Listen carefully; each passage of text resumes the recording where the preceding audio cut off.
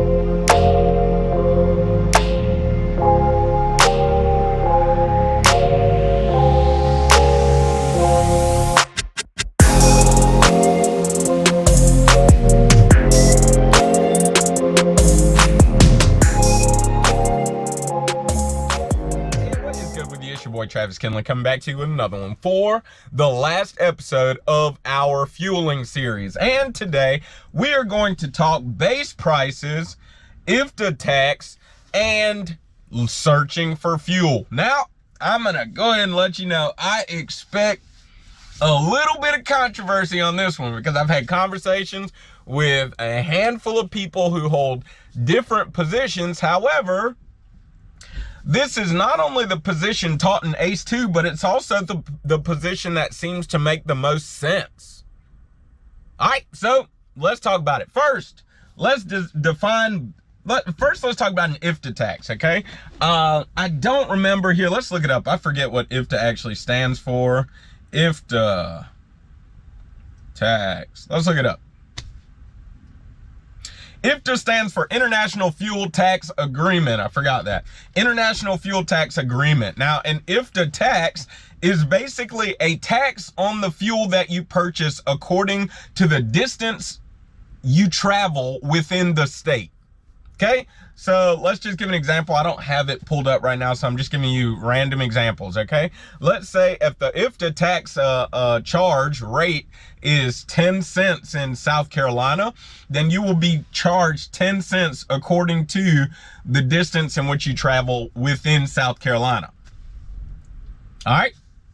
Like 10 cents while you're fueling up at the pump, right? But they're actually going to charge you according to the distance in which you travel within South Carolina, according to your, your e-logs or whatever it is. I'm not exactly sure on the process of calculation, but as far as us, I know it's according to our e-logs, because our e-logs are telling, will tell the story of everywhere that we've traveled. Okay, so there's a certain rate for every state. Oh, snap. Your boy rapping, boy, bars, right? There's a certain rate for every state. And it is charged according to the distance that you traveled in every state, but it is charged at the pump. You fuel it up at the pump according to however many gallons that you fuel, and then they charge it to you according to how the distance in which you traveled in every state. So like South Carolina to Florida, I'm going to get charged for every state south of South Carolina. Not that much, right? But South Carolina to, I don't know, Texas, I'm going to be charged for every state with, from South Carolina, the distance to in South Carolina through those states, and then the distance that I traveled in Texas and then out of Texas as well. I believe we're billed. Y'all got me, man. Nobody's asking a question, but I'm just trying to give information. I believe we're billed every 3 weeks, but I could be wrong about that. That may just be tolls, but we're billed occasionally, right? Once a month at the least, I know.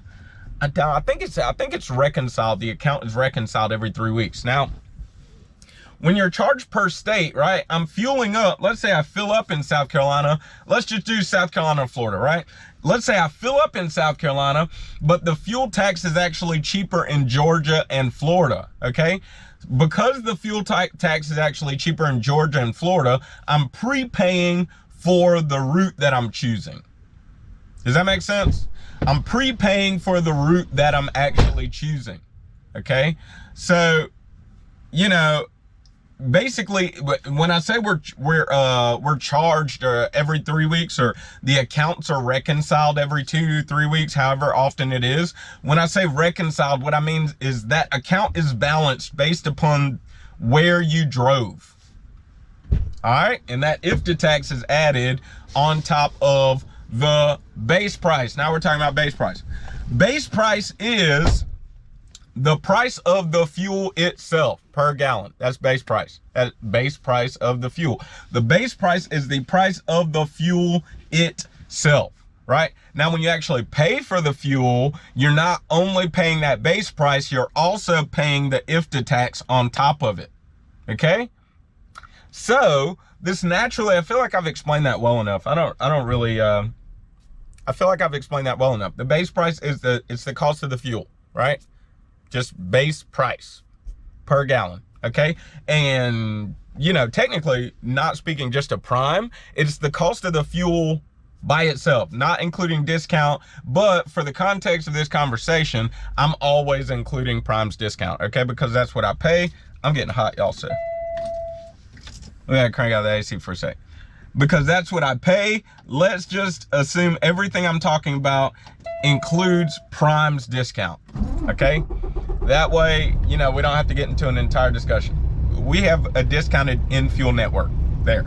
It has been made plain, right? All right, so the base price is the cost of the fuel by itself, and IFTA tax is a tax that is added, and it is calculated according to the miles in which you run in each respective state that you are running in. So if you cross the country, now some places are super cheap. I think if I'm correct, Missouri has one of the cheapest IFTA taxes in America. Some places are extremely expensive. If I'm correct, California has the highest. It might be 76 cents or something of that nature.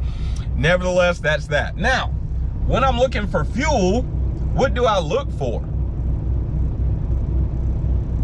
Right? What do I look for?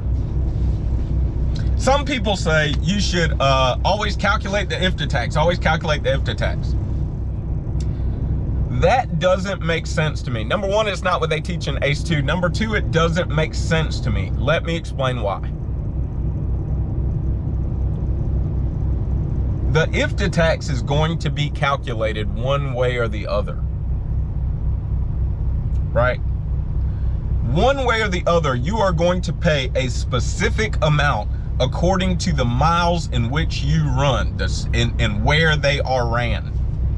Specifically where they are ran, not the miles in which you run, but where your miles, all your miles are ran.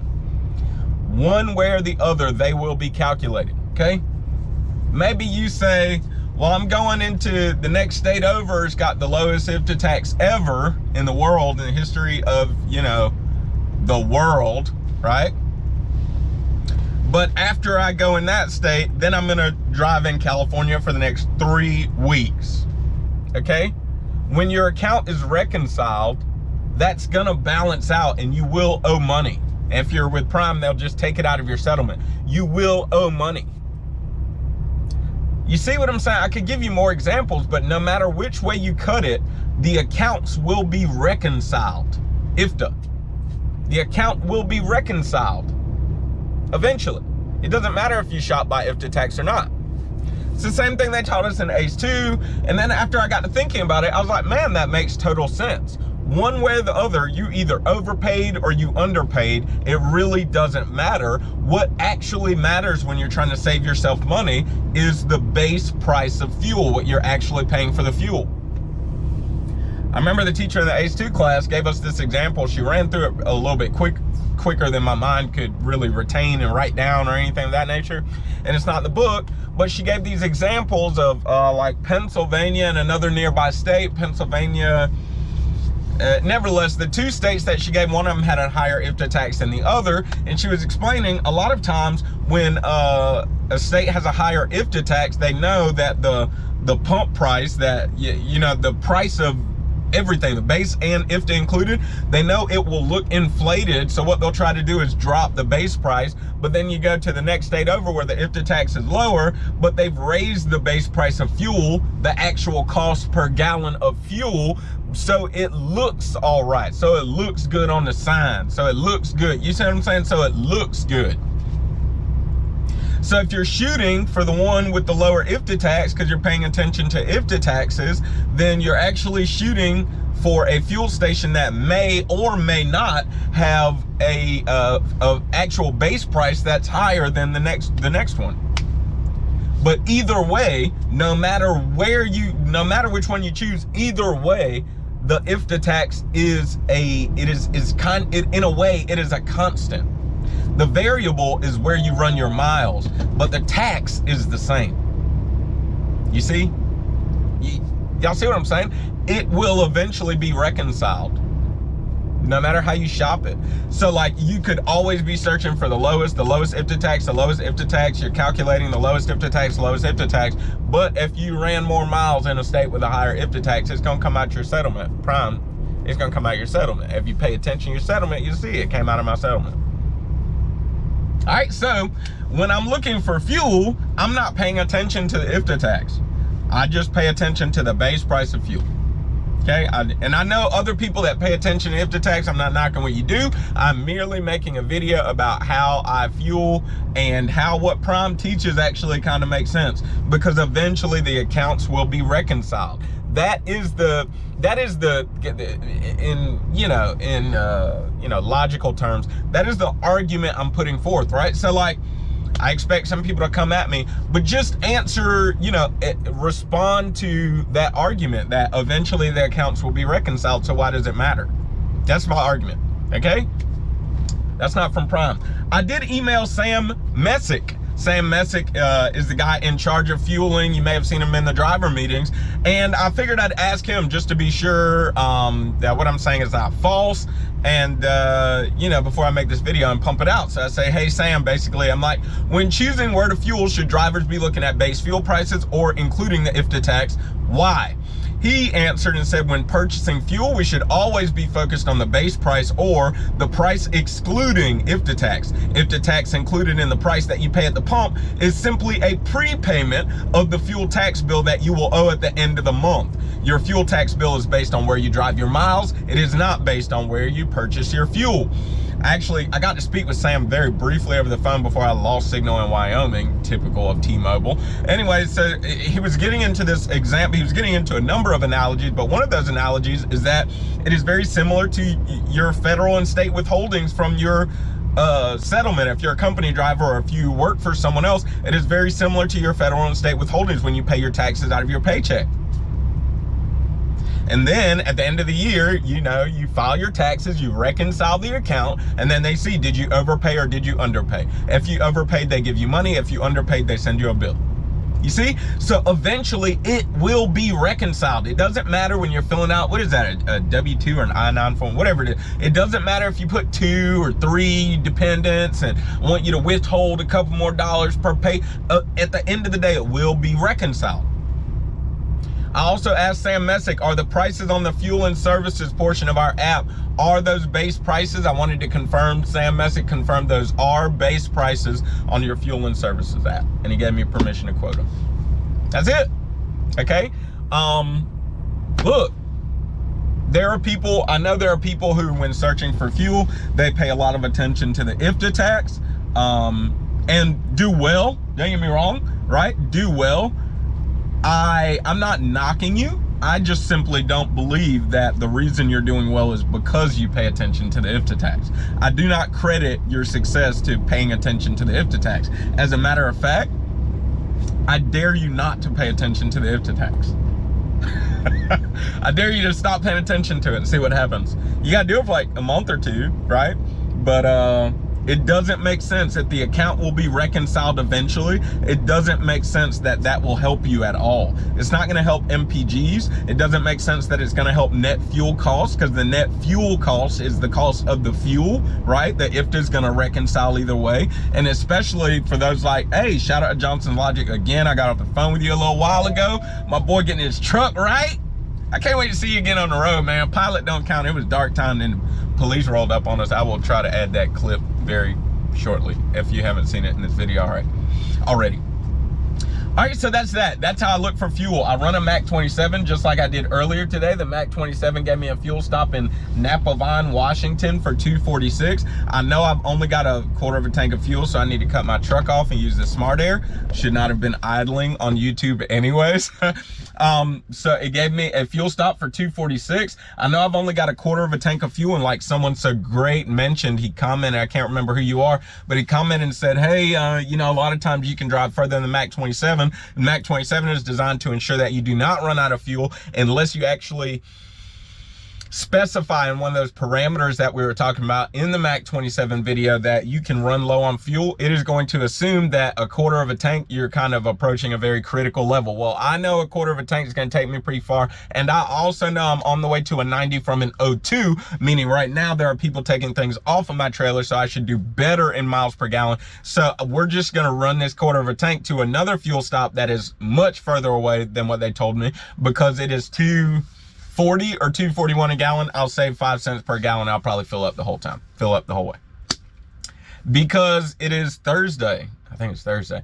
Because I think it's Thursday, so I'm in the beginning of a pay week, and I got to drive pretty far. I mean, I won't fill up, but I'll check and see like what it looks like around me. I might get like, by the time I get there, I'll probably have 1/8 of a tank, so I'll probably get like 25, 30 gallons, just to push it back up a little bit, so I can get somewhere with cheaper fuel. Because where I am right now, we ain't got no cheap fuel nowhere. I'm glad to find $2.40. All right, so that's it. That's all I've got. I've really enjoyed this fueling series. I hope you've enjoyed it as well. I have not exhausted information. There have been so many comments that have added to what I have put down. So grateful for you all. So grateful for all the subscribers. Hey, look, the information's always the same. Catch us on the Mighty Network. That is in the doggone comments, the description below this video. Catch us in Discord. That is in the description below this video. I will be recording a new podcast episode very shortly. That's buzzsprout.com/driver lineup, I think, driver hub. Just look in the description of the video. I can't remember off the top of my head. Contact information is below if you feel any of my videos have helped you or influenced you to join Prime. I wish you'd use my driver code, because that would help me out, I'll be honest with you. I mean, just to be frank, if you're gonna have the ability to share and spread love, I'm gonna ask you to share it with me, okay? Really nothing more to that. All right, so find you somebody to love. I love you guys. Don't forget, it's never about what you believe. It is always about why you believe it, and live free.